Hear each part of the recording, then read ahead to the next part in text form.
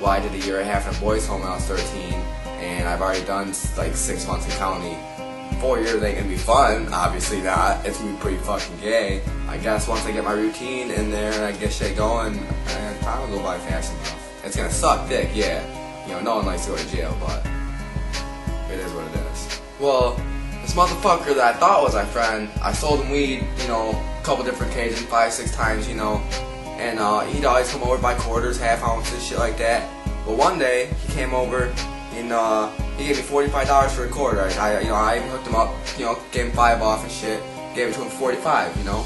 Well, I spent the 5, and about 8 o'clock the next morning or so, there comes the raid team. I'm sitting in my room with a buddy, you know, a couple buddies, and I was sitting up there with them, and fucking, we just got done smoking a bowl, and the motherfuckers just, like, I heard somebody walking upstairs. I thought it was my other buddy, and he came to the door, and then all of a sudden the door opened, and all I heard was sheriff's departments, hands up, hands up. They had their fucking, they didn't have no, like, MK5s or, like, fucking assault rifles or nothing, but they had all their guns drawn and shit, and they're like, alright, everybody, get up, get up, get up. Sheriff's department, sheriff's department, sheriff's department. It was the Michigan State Police thing that raided me. And so, you know, we all stood up. He patted us all down real quick. He started looking around my room and shit.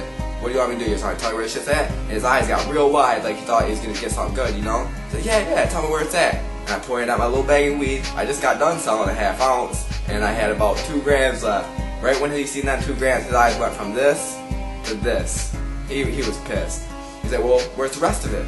What do you mean the rest of it? That's my personal. He's like, well, you got any money on you? I said, yeah, I got my $40, you know, in my jar and shit. Picked up the 2 $20 bills that Bub brought me. Bub Claude Grindstaff, snitch. Well, he brought me that $45. I spent the 5, I had 2 20s left. They picked the 2 20s out of the jar. They looked at the numbers on them. They put them in their pocket and told me they had state money. And then $40 came from Claude Grindstaff, young Bub. He gave me them $40, they were the marked bills. He's the snitch. They served me on my papers, they wrote me out papers saying they took my, said Benjamin or David, digital scale, small green leafy substance, $40, proof of residency. They asked me if I wanted to be a CI on Friday. I was like, I can't do that, dude. I ain't no stitch, I can't do that. He said that he would be back at my house on Monday, so to see if I wanted to make up my mind. I took off on Saturday. Right now, it's Monday today. The motherfucker's supposed to be at my house right now, trying to make me a CI. I ain't being no CI. I ain't getting fucking beat the fuck up and killed over the shit. I'm just hiding out until I get my arraignment. There'll be arraignment, and then there'll be a pre-trial, like a preliminary. Then there'll be a pre-sentencing, and there'll be a sentencing. The pre-sentencing will tell me exactly what I'm going to do, which is bare minimum I'm thinking 4 years. And then I'll find out what I'm going to get sentenced on pre-sentencing, and then when sentencing comes, they're just going to book me sentencing, and I'll do what I had to do at the time that they told me I was going to have to do. Well, what the sting operation does is they get a confidential informant. Well, that guy is already in trouble. They caught him, he was either selling weed or he had weed. And so they start off with him. They go to him, they say, hey, you probably got 3 months in jail. Do you not want to go to jail? Do you want to just get off scot-free? Well, usually, if you're a bitch motherfucker, then you say, yeah, I'm going to get out of jail for free. I'm just going to fucking do this. Like, alright, who do you get your weed from? Then they say who they get the weed from.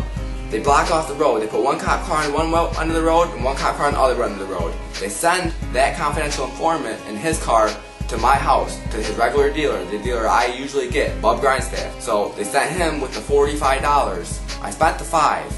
But the 2 40s they had, there's numbers. Whenever you look at a bill, there's an M with like 10 numbers falling after that. Well, the cops got that wrote down. So when they came to my house, they grabbed those bills, they compared them numbers to them numbers, and boom, they automatically knew it was a drug buy. Bub gave me the $45, he brought the cops back the weed, and said that I had the money. And then they came and got the money, sure enough, boom, there's all the proof they need. I obviously sold them drugs. I had the state money. Most people would say they turn themselves in right away. Why would I want to sit in jail just to get arraigned? Like, I don't want to sit in jail for 3 months to get arraigned.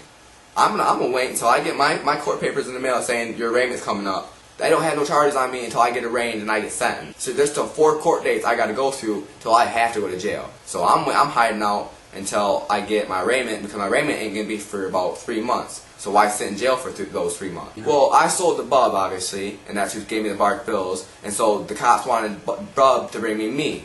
And then, so the cops come to me, and then they offer me the deal. Like, hey, you want to keep yourself out of jail? And then they want me to snitch on my guy, which ain't happening. But the farther they can move up the ladder, That's all they're looking for. They don't want the little guys.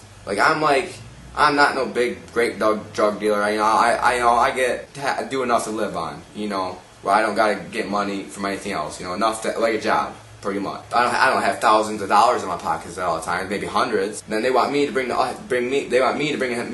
my guy, and then they want that guy, they're gonna do the same thing to that guy. They're gonna say, hey, do you want to get out of some trouble?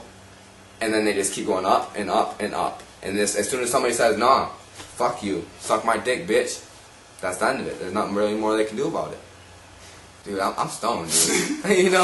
Like my mom called me freaking out or whatever, asking where I was at, and she knows that she's not supposed to know where I'm at. So I told her I couldn't tell her where I was at, because if the cops come to my house, which obviously they're gonna come to my house a couple of times looking for me, and she lies and she says I don't know where he's at, boom, she's in trouble. So I can't tell her where I'm at, because then that gets her in trouble. When I got raided, there was a white van, a black truck, 2 sheriff cars with the silver stripes, and a Michigan State police car. So I don't really know what vehicles to look out for, because who rolls up in a fucking black truck and a white fucking van, dude? Some cheap ass, poor ass Ogama County sting rolling up in fucking white vans and black trucks and shit. And so I don't know what vehicles to look for or what not. But either way, the second that I get pulled over, most of them cops, they ain't really gonna be that fast. Obviously, they're bigger, they're fatter. Even if they're not fat, they're bigger guys. I'm a smaller guy. I'm gonna fucking take off and book it, because I already got charged. I'm not gonna get any extra charges for running, because I already got the 4 felonies on me. They can't give me much more than that. I'm gonna keep my freedom as long as I can.